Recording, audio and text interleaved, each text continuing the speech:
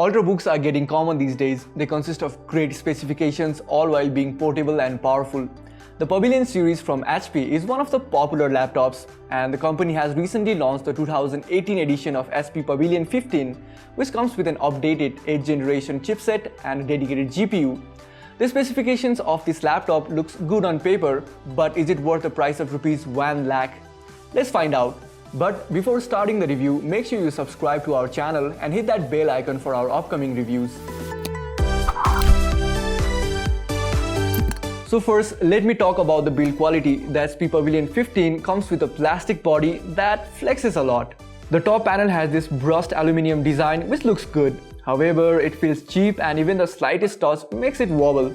Yes, you can open the lid with just one finger, but I will opt for sturdiness before anything else.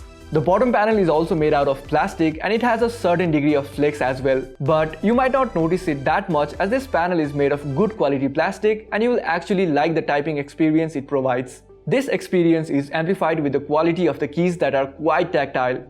HP has made the keyboard backlit, which was a great help in dark environments.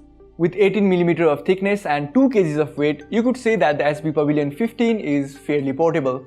I had no issues carrying it around in my backpack, and there are ample ports in this relatively thin body. Okay, so while there are a few basic ports and the newer USB-C port, HP has strangely included a DVD drive as well. I mean, who uses DVD in 2018? I also think that this decision has left the user with a smaller size battery.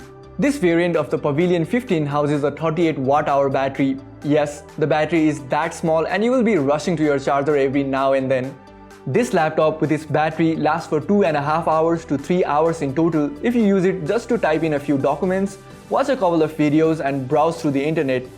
Laptop companies are including a bigger battery in a smaller footprint these days, and I had expected this laptop to last for a few hours at least. The 15.6-inch display is responsive to every single touch, but I do always wish brands include a 360-degree hinge if they opt for a touch screen on their laptop. The hinge on the Pavilion 15 is quite smooth and everything, but I think that it will wear off somewhere in the near future. Continuing with the display, this laptop has a Full HD WLED panel which can sometimes lack sharpness but is of a good quality with ample brightness and a good color reproduction.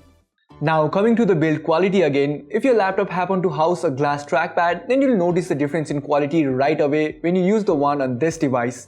The Pavilion 15 has a plastic trackpad that is made of low quality material. This trackpad isn't that tactile, and to sum up, using it is not that comfortable. Under the hood, this laptop, like I have mentioned before, comes with an 8th generation 8550U Intel Core i7 processor and NVIDIA 940MX DDR3 GPU.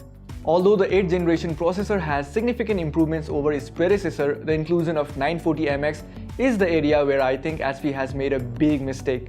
For its price tag, HP should have went with the MX150 or even gone higher with the 1050 GPU. The review unit I received came with 16 GB of DDR4 RAM at 2400 MHz, and I'll start by talking about how this laptop performs the rather simpler tasks. My day-to-day usage constituted mostly of using Microsoft Office, opening a few tabs on Chrome and listening to music. It does handle everything quite well, but it's not a quiet device as the fan starts making a noise when I was not using any application sometimes. On to gaming. Well, I played a lot of FIFA 18 on the device and it was smooth on medium settings. But if you ever happen to max out the settings, you'll experience lag after several minutes. The frame rate drops and the sound becomes way too muffled and distorted. Keep in mind, I'm talking about FIFA here, and there are a lot of other games that require quite a bit of graphics to run without stutters. The exhaust on the back gets warm to the touch and it hits off more than 40 degrees Celsius after a session of gaming. Talking about the speaker setup, HP has included the famous Bang & Olufsen dual speaker on the device, which is certainly among the more pleasing sounding speaker, but maybe HP could have made it a bit louder. On the storage side of things, there is no SSD included on this device, so you'll have to work with the 1 TB hard disk available on board. Although there is ample storage, with the hard drive you'll experience the slight lag while loading up applications and while transferring files. There is however an option to add SSD with the M.2 slot inside this laptop. As a Dell XPS 13 user, I must say I missed my laptop during the course of this review. For the 1 lakh rupees that you are paying for the HP Pavilion 15, you are getting a good display, tactile keyboard and a portable form factor. But you are compromising a lot with an older GPU, poor build quality and a below par battery life, which has made this device neither a good gaming laptop nor a reliable ultrabook.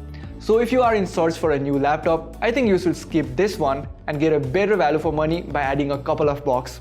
That's it for the full review of HP Pavilion 15. Thank you for watching. If you like this video, give us a thumbs up. Have a great time and I'll see you on the next one.